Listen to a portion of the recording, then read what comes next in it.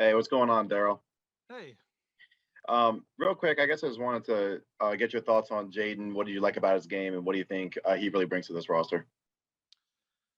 yeah, I mean we're trying we're trying with we got three guys really excited to be here, and um we're feeling a lot of pressure as a staff because Coach Rivers and Maxie and Paul Reed and Isaiah Joe all had such a great first year with us, and every year we try to bring in new talent. Coach Rivers does such a good job developing them. Um, so a lot of we feel a lot of pressure on making sure that these players can come in and help the Sixers. Jaden's really exciting, boy. I know GMs get killed for talking about upside, but I mean, he's not 19 yet. Um, already a productive player at Tennessee. Um, we feel good about his ability to be a 3 and D player in this league. We all know how valuable they are. Was a top high school recruit, which I think often points to it's a good pool of players to pick from, and that's a bit of a theme of the two U.S. guys we picked tonight. Although Filip has played in the U.S. in the past. Um, so yeah, no, we're really excited about Jayden, and position where you could see a path to him potentially getting on the floor. Usually it takes a rookie more than a year, but you never know. And then in terms of the second round picks, I know Doc was mentioning that he would have liked more depth, like at the big man spots. So did Doc? There we Did go. he just? Boom.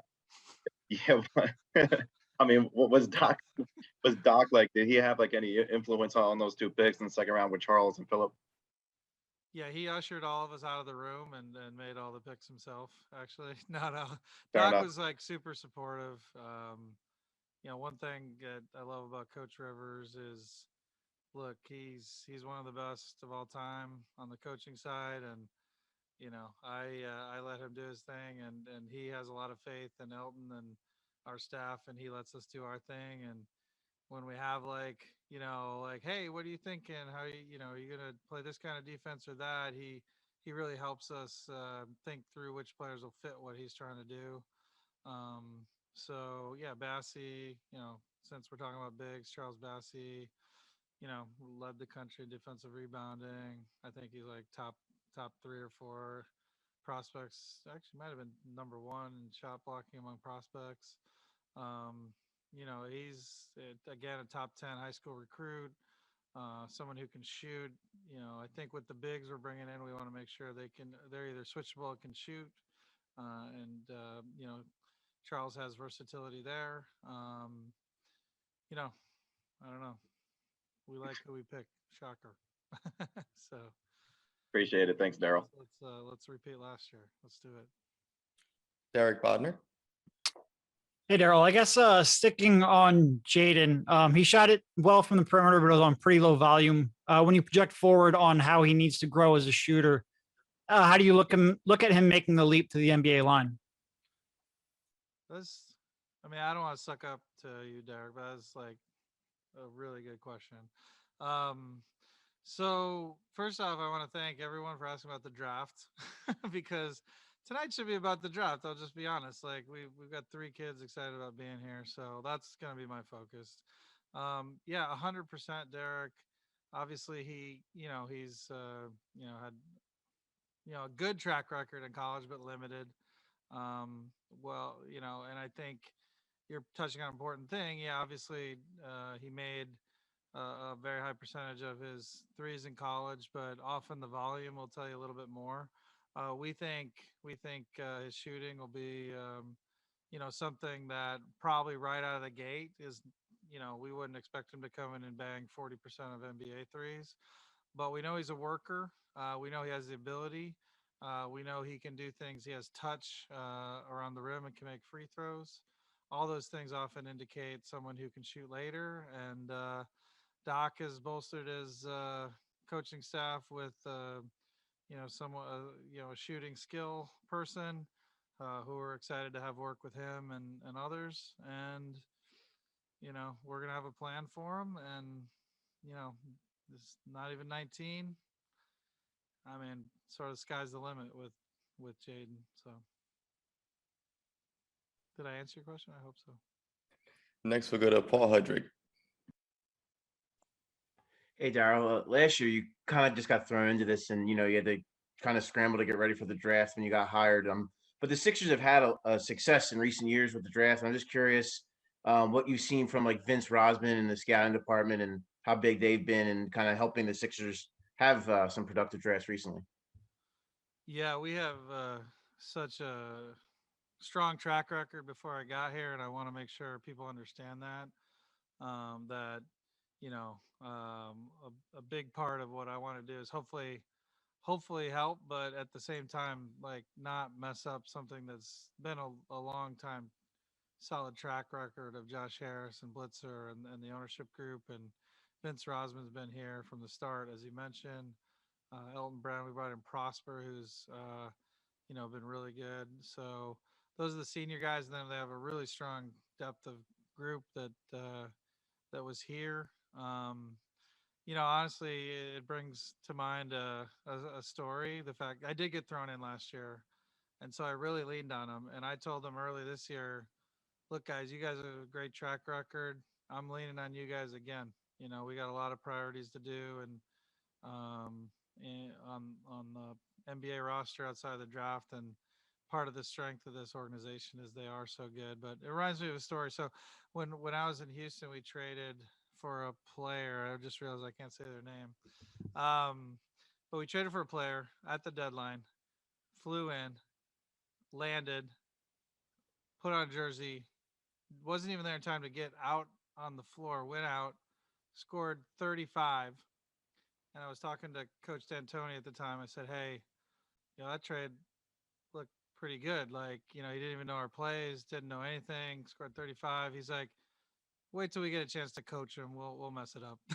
So that's part of the humor, Coach D'Antoni. So my main goal is like, we've got a great scouting group, and hopefully I'm helping in certain ways, but they do a lot of magic, and I'm proud to be part of it.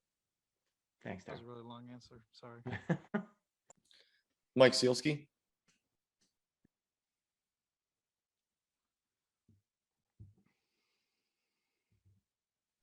Still muted there, Mike. Sorry, it's late.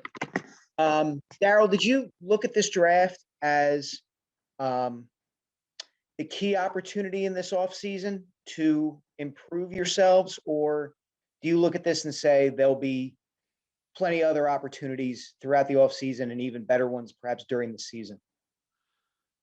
For me, I view the draft as just the really important blocking and tackling that you do if you're going to have a consistent winner like we plan to have here in Philly, and have had at many points in their history.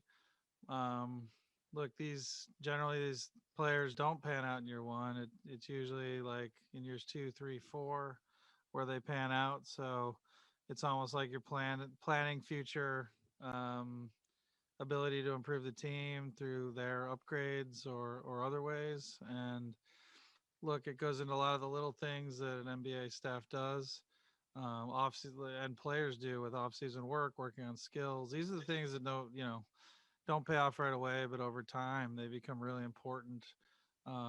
They make you more flexible in free agency because you have Maxey coming along, like, because Maxey showed us so much in year one.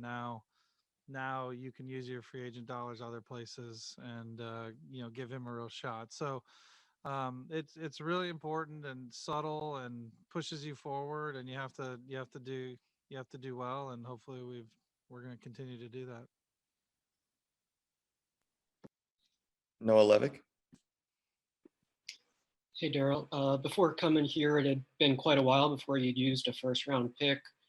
Just wondering, with Maxey and Springer using those picks and staying put at your slot, does that just boil down to having those guys extremely high on your board, or what exactly went into that decision-making?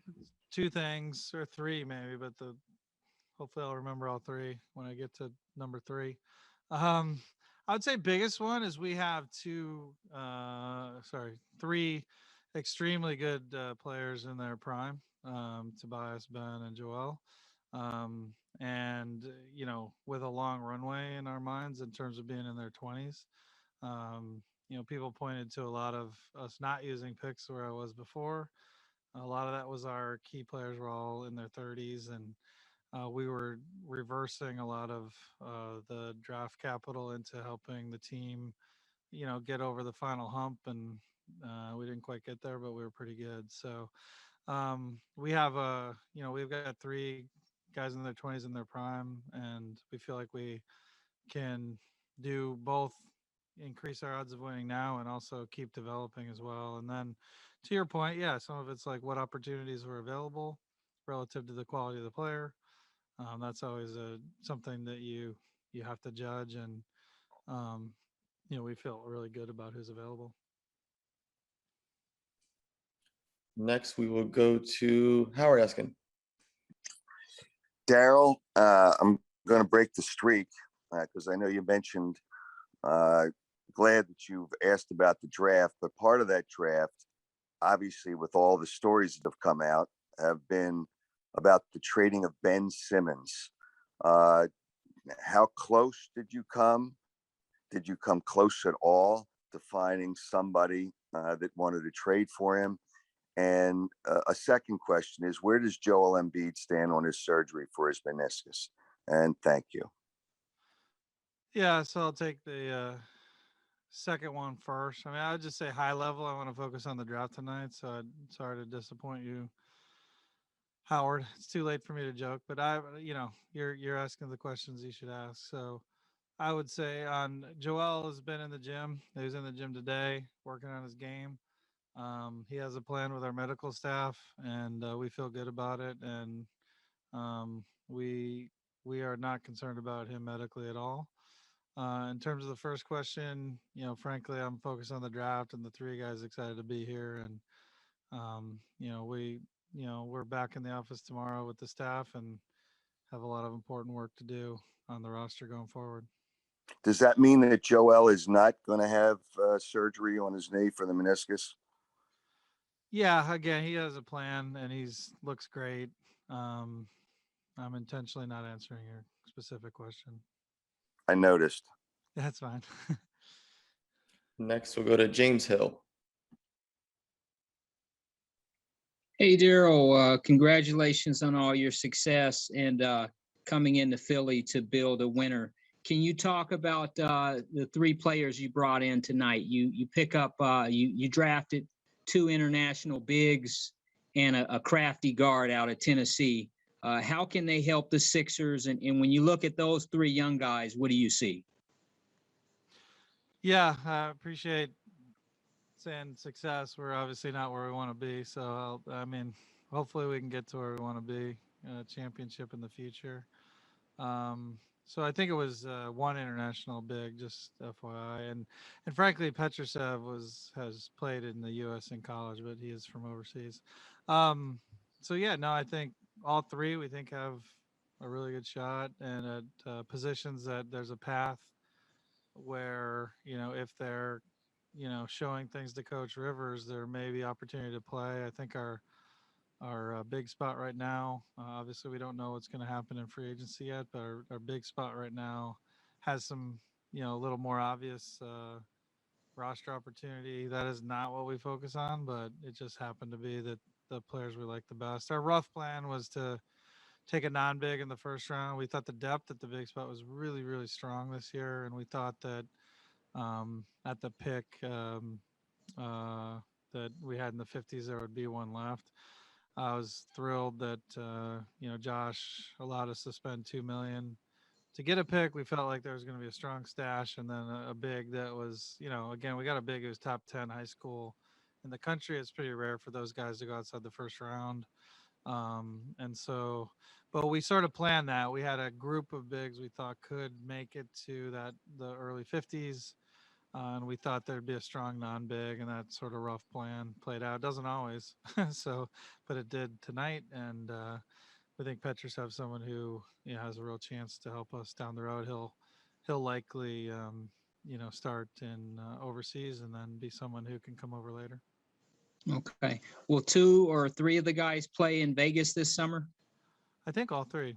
I think all three. I know they all want to. Sometimes you can have some with the international players. You can have some potential issues with getting in the country and things. But the plan with all three is to play, and that's the goal that we're working with them and their representatives.